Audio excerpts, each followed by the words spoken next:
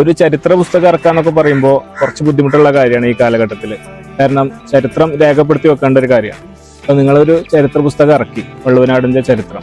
അപ്പോൾ ആ ചരിത്രം സത്യസന്ധമായിരിക്കണം എന്നുള്ളത് ഒരു ഉറപ്പുള്ള കാര്യമാണ്. അടുത്ത തലമുറക്ക് നമ്മൾ കൈമാറുന്ന ഒരു കാര്യം കൂടിയാണത്. അപ്പോൾ അതിൽ സത്യസന്ധത വരുത്താൻ വേണ്ടി എത്രത്തോളം പരിശ്രമിച്ചിട്ടുണ്ട് ഇതിൻ്റെ പിന്നിൽ, അതുപോലെ എത്ര കാലം എടുത്തു ഇങ്ങനെ ഒരു രചന അതുപോലെ ഒരു പുസ്തക രൂപത്തിലാക്കി മാറ്റാൻ എന്നറിഞ്ഞാൽ കൊള്ളാമെന്നുണ്ട്. വള്ളുവനാടൻ ദേശങ്ങളിലൂടെ എന്ന പുസ്തകം ഒരു 15 വർഷത്തെ നമ്മൾ പല സമയങ്ങളിലായി കണ്ടെത്തുകയും എഴുതുകയും ചെയ്ത ലേഖനങ്ങളുടെ ഒരു സമാഹാരം.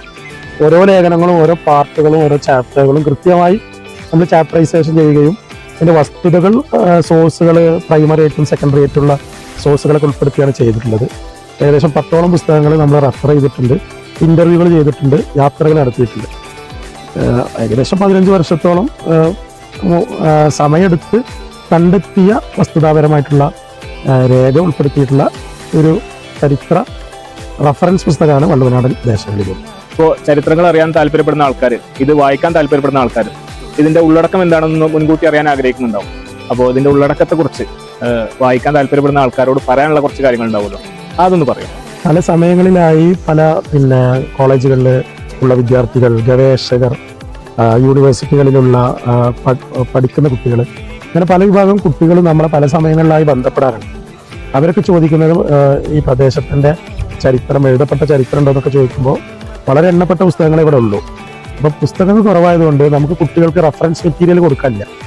അപ്പോൾ അങ്ങനെ കുട്ടികൾക്ക് ഉപകാരപ്പെടുന്ന ലളിതമായ ഭാഷയിൽ, സാധാരണക്കാരൻ്റെ ഭാഷയിൽ വള്ളുവനാടിൻ്റെ ഒരു ദേശചരിത്രം എഴുതുക എന്നുള്ള ഒരു ആഗ്രഹത്തിൻ്റെ മുകളിലാണ് നമ്മൾ ഈ പുസ്തകം എഴുതുന്നത്. ഇതിൻ്റെ ഉള്ളടക്കം എന്ന് പറഞ്ഞാൽ വള്ളുവനാടിൻ്റെ ഭൂമിശാസ്ത്രം, അതുപോലെ തന്നെ സാമൂഹിക സാംസ്കാരിക ജീവിതം. വള്ളുവനാട് ഒരു ഫുട്ബോളിൻ്റെ ഒരു മണ്ണാണ്, പ്രത്യേകിച്ച് മങ്കടയൊക്കെ.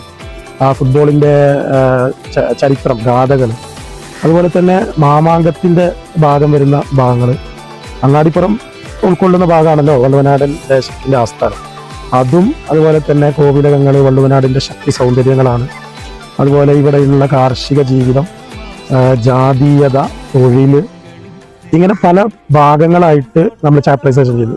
അതിൽ ആളുകൾ വായിച്ചതിൽ വളരെ താല്പര്യപൂർവ്വം പറഞ്ഞൊരു ഭാഗം എന്ന് പറഞ്ഞാൽ കൃഷ്ണകുടി എന്ന സാങ്കല്പിക ഗ്രാമം എന്ന് പറയുന്ന ഒരു ഭാഗം. അങ്ങാടിപ്പുറത്തെ കുറിച്ച് നമ്മൾ ജയറാം ചിത്രം ഇറങ്ങിയാലോ, കൃഷ്ണകുടിയിലെ ഒരു പ്രണയകാലത്ത്. ആ സിനിമയെ പശ്ചാത്തലമാക്കിയിട്ടുള്ള ഒരു ലേഖനമുണ്ട്. നമ്മുടെ ഷൊർണൂർ, നിലമ്പൂർ, അതിൻ്റെ ആ റെയിൽവേ റൂട്ടും അതിൻ്റെ ഗ്രാമ സൗന്ദര്യവും എല്ലാം ഉൾക്കൊള്ളുന്ന ഒരു ഭാഗം. അത് ഒരുപാട് ആൾക്കാർ നല്ല അഭിപ്രായം പറഞ്ഞൊരു ഭാഗമാണ്. അതുപോലെ തന്നെ മാമാങ്കത്തിൻ്റെ ചരിത്രം, ആരും എഴുതപ്പെടാതെ പോയ കുറേ സംഗതികൾ അതിലുണ്ട്. അപ്പോൾ ഇത്തരം ചരിത്രാന്വേഷികൾക്ക്, സാധാരണക്കാർക്ക് അവർക്ക് മനസ്സിലാകുന്ന തരത്തിലുള്ള ഭാഷയിലാണ് നമ്മൾ ഈ പുസ്തകം രചിച്ചിട്ടുള്ളത്.